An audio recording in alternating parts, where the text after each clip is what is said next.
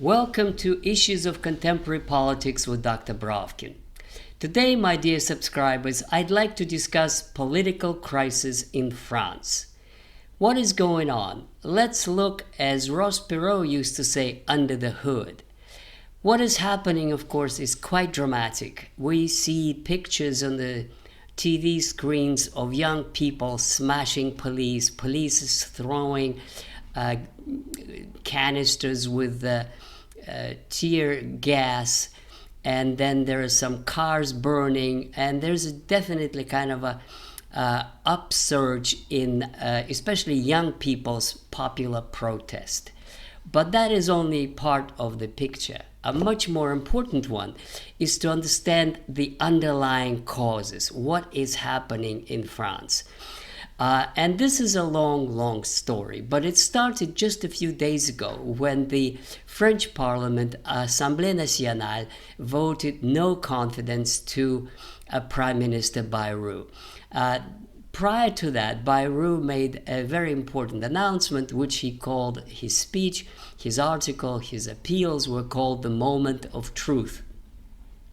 And in that moment of truth, he reminded to the French people and to his colleagues in the parliament, Assemblée Nationale, that France was deeply in debt. And that the debt stood at 116% of the GDP, and that the budget deficit was 5.8%. And in other words, this was close to, actually over then, 40 billion euros, 40 billion euros for the budget of 2026. And that created a kind of a shock. And all the political parties actually refused to follow his proposal, which was to essentially traditional approach, which is to cut spending and to raise taxes. But was particularly upsetting to the left-wing coalition was that he proposed to cut 2 holidays out of the official holidays and to raise taxes. And that, of course, was quite a shocker that led to a vote of no confidence and to the riots in the streets. So, of course, this is all well known, but what I'd like to do is to describe the position of major political parties in France about this crisis, but also their solutions and what I believe are the genuine causes of the malaise in France.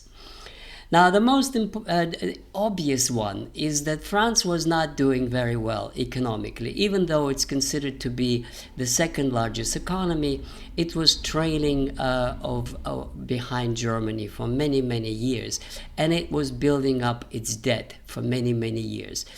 Compared to others, it is slightly better than Italy, that has 139% of GDP.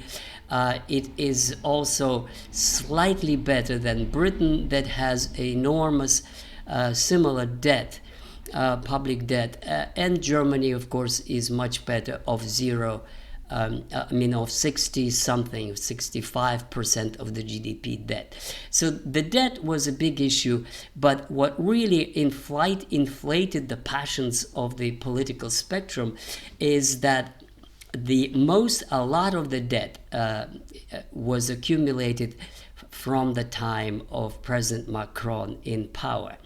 And that is, the critics say, because in 2017, President Macron gave a big break to corporate tax reductions, and that cost, by some economists' calculations, 50 billion a year since then.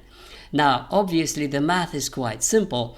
If the current budget deficit is 40 billion a year and the tax break for the big banks is 50 billion a year, well, it's easy to calculate that if there was no tax break, that'd be not only no problem, but it'd be additional 10 billion for the social services and other things. Now, another interesting thing is that President Macron, one would expect in a current crisis, would have addressed the nation, would have explained what's going on, would explain his plan. Nothing. Nothing happened at all. What really infuriated a lot of parliamentarians is that he appointed his buddy to be the next prime minister. Now, that also has to be explained. By the French constitution, the government is in the hands of the prime minister, and the president is not just the peace or keeper of the constitution as in Germany, but he actually does play a role as the kind of a overall direction to the nation, both in foreign and domestic policy. But he is expected of him to nominate the prime minister from the winning party in elections. Otherwise, what's the point of having elections? And this is the problem is. In 2024, President Macron called elections and his party lost. And the two parties that are his opposition won. At first, it was the Front National, which is Marine Le Pen's party, and then the leftists, socialists, communists, and ecologists joined in together in what they call New Front Populaire, and they won. And they expected that their person would be a prime minister, but it wasn't. Again, Macron appointed as prime minister some of the so-called technocrats, and then it infuriated all the political parties, and this is what the kaleidoscope of prime ministers began. There was one, and then another, and then another, and now after 7 months in office, Bayrou is resigning and a new one is appointed. Now, what the opposition is demanding from all political parties is to resolve the budget crisis. But the Marine Le Pen's party, Front National, they demand new elections, which is officially one of the options instead of appointing a buddy to be the next prime minister. New general elections in order to get out of this current crisis. So let's look at the major political parties and what they want. The Macron's party called Renaissance, they want the traditional austerity approach, which is spending cuts and tax hikes. And again, they want to cut the holidays, the pensions, etc. The National Rally in English, or Front Populaire, Marine Le Pen's party, they make an emphasis on similar to Trump's approach. France first, stop immigration, stop donation to EU. And this is an interesting one. I checked it out. France donates 25 billion euros a year to European Union. It gets back in various kinds of subsidies and things, development funds, about 15 billion a year, which means, as the Marine Le Pen says, that France actually is donating 10 billion a year to the bureaucracies to maintain the bureaucracies in the European Union, in addition to 40 billion to the ruling class of bankers and the others inside France. And their argument is that you have to stop immigration, you have to close the borders, you have to stop giving money away to European Union, and that would save quite a lot of money for development. Now, the left coalitions, which is the socialists, the communists, and the Unbowed by Jean-Luc Mélenchon, very popular figure on the left, they actually are a majority. They have 198 seats in the parliament, and they won the elections of 2024, but they were refused to to take over power, and that is today the most hostile to Macron.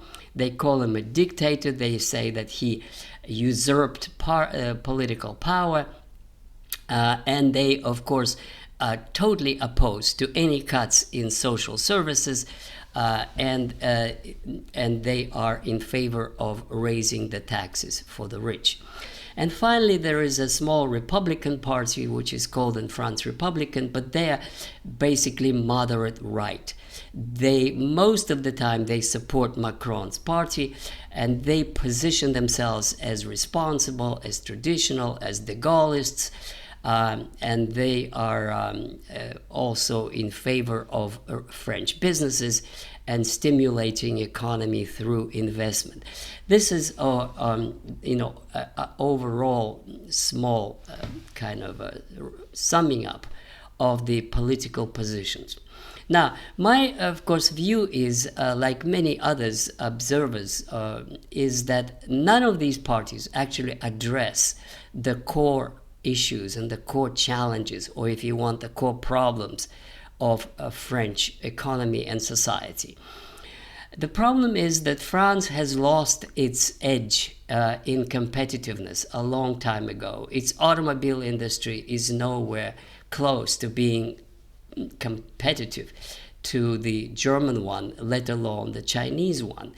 They are trying to modernize with some sectors of economy, in aviation, for example, and other ones. But on the whole, France is lagging behind in innovation. And the most disturbing thing is that the current president, or actually I don't see anybody who has a plan, a vision of the direction where France should be going. It seems to be just repeating the same old formulas of the globalists, of open frontiers and open movement of goods and this and that, but it doesn't actually get it back on track to development, to what it had accomplished in the 70s and 80s and 90s. Everything seems to be stopped. The data on crime is appalling. Every day on the news you have news about the gangs that are massive trade with narcotics all over in big cities, especially in Marseille. Neighborhoods are not safe anymore. Immigration is hushed up, and it's coming to French shores all the time, every day, from North Africa, legal and illegal ways, and through the Italian border. You have a serious shortage of housing in the big cities and overabundance of empty housing in the villages where there are no jobs, and the young people are running away to the cities. President Macron doesn't address these issues. Instead, he's busy raising up coalition of the willing to send to fight in Ukraine. He's talking about danger from Russia. I think it'd be more appropriate to say that there's danger from him to France, because France needs leadership and he doesn't provide any.